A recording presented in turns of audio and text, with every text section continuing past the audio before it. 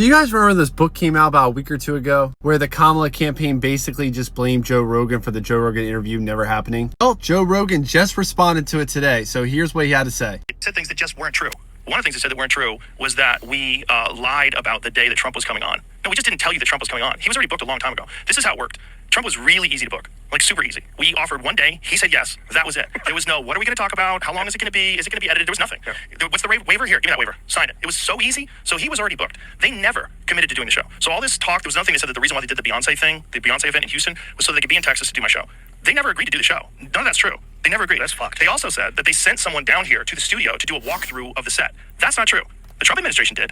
I mean, if they are trying to say that they, as in the entire federal government, well, I don't think the Trump, well, I guess the Secret Service is a part of the federal government. Maybe you can kind of get away with saying that because the Secret Service came down here for Trump and looked around that we sent someone down, but it was not. It was the Trump administration sent it down because they're the only ones that had a date to do the show. These people didn't have a date. They never agreed to do the show. This was really important.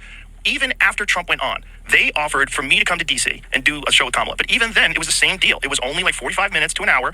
And, you know, it was not on my set. And I said that, look, he did it here. We should probably do it here. Like, if it's possible to do it here. Obviously, when he did it, it had an enormous result. I'm willing to do the same thing for her. I wanted to release both of them on the same day. This was my goal. I was even trying to figure out if there was a way that I could do it. And I even offered to do it late that night. So the night that Trump came on, I'm like, what if we do her, like when she's done in Texas, if she came here? But no one ever committed to doing it. This is like really important because they keep pretending that I lied or I did this or I did that.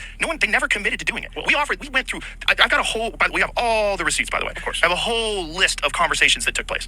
They never said she was going to do it. So this whole idea that we fucked her over and then we fucked her over for Trump, incorrect. Just not. So there you have it. Now we really have to think about who do we believe here? The podcaster that's very known to be open-minded and talk to anyone, who's already a multi-millionaire and is set for life, or the career politician who is best known for flip-flopping on her views to get votes and power and still hopes to be president one day? I'll let you guys decide.